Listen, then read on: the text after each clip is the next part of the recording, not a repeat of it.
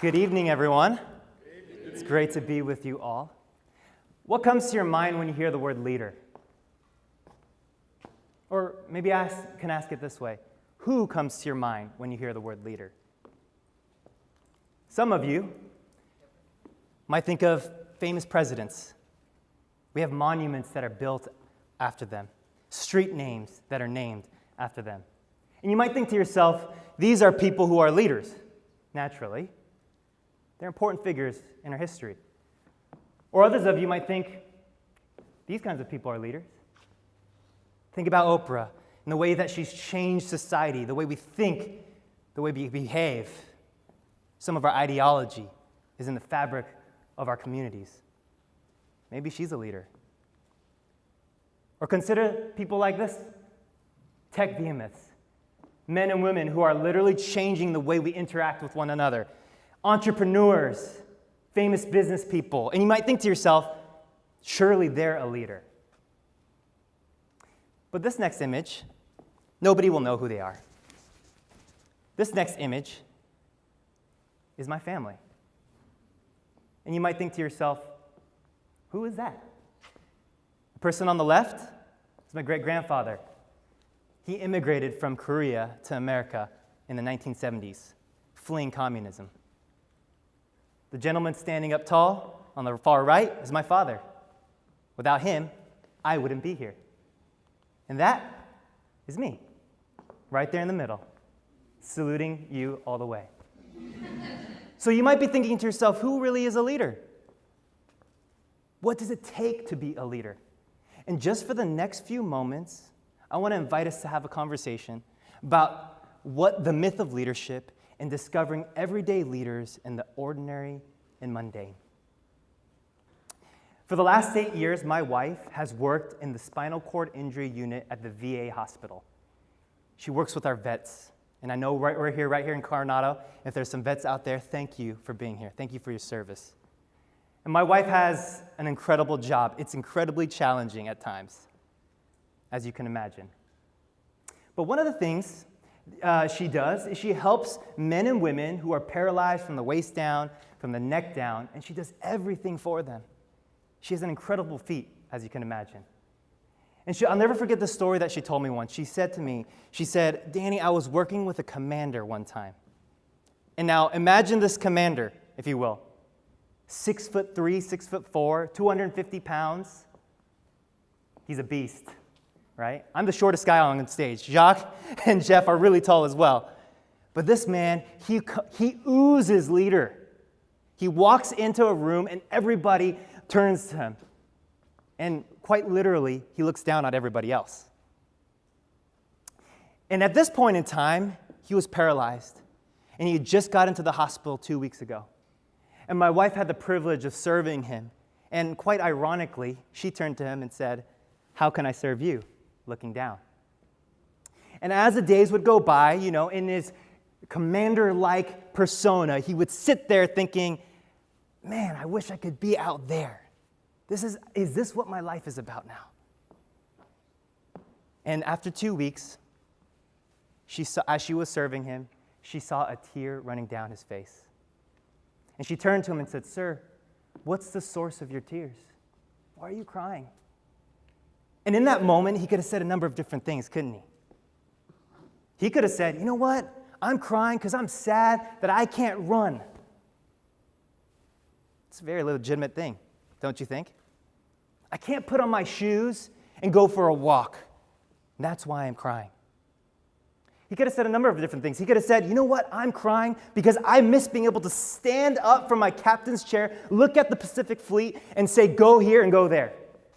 I miss influence and power. I miss being able to stand in front of hundreds of people and directing them where they should go." But you know what he said that I'll never forget? He turned to my wife and said, "The reason why I'm crying is because I miss the men and women that I served every day." You see, leadership isn't about what you do. It's about how you choose to serve. Leadership isn't a title, isn't a resume, isn't a pedigree, isn't experience, isn't positional power, because guess what? That can be taken away, just like it was for this man. He would no longer be able to serve to the capacity he had been for so long. Leadership is about how you choose to serve. As Gandhi once said, the best way to find yourself is to lose yourself in the service of others. So what kind of qualities does a leader have? It's one of service orientation. The last story I want to share tonight is a simple one. Once upon a time, there was a young boy who was in grade school, and he was in class, and his teacher came up to him and said, I want you to give this note to your mom. I want you to put it in your backpack, and I want you to take it straight home, and I do not want you to open it. Have you ever gotten that letter before? All you can think about is opening that letter, right? You're like, I just want to open it. What's in my... And all day long, it was in his backpack, waiting anxiously for him to be able to take it to his mom.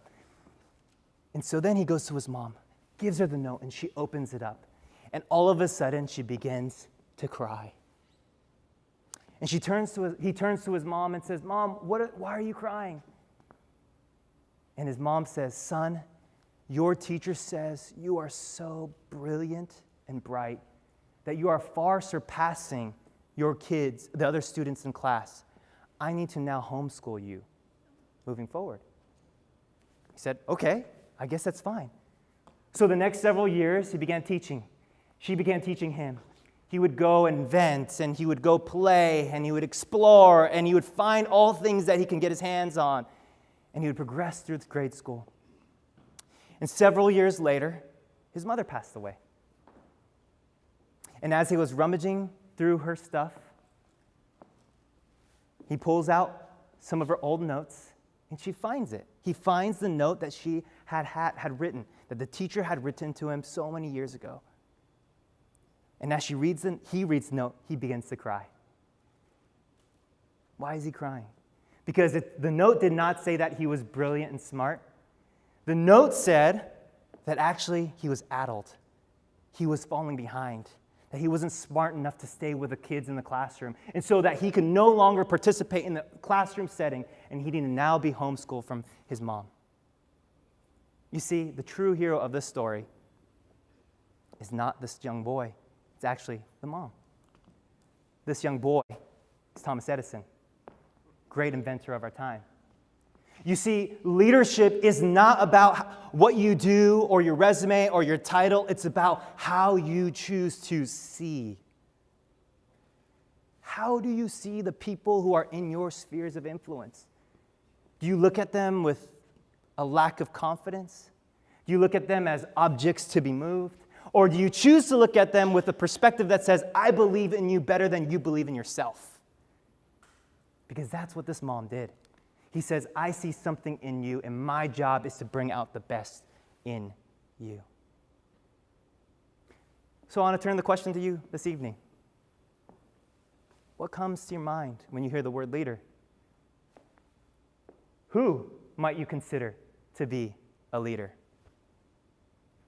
Could you be? Is there someone, even after my talk, after these talks this evening, is there someone that you might need to pick up your phone, give a text message, and say, hey, I'm thinking about you?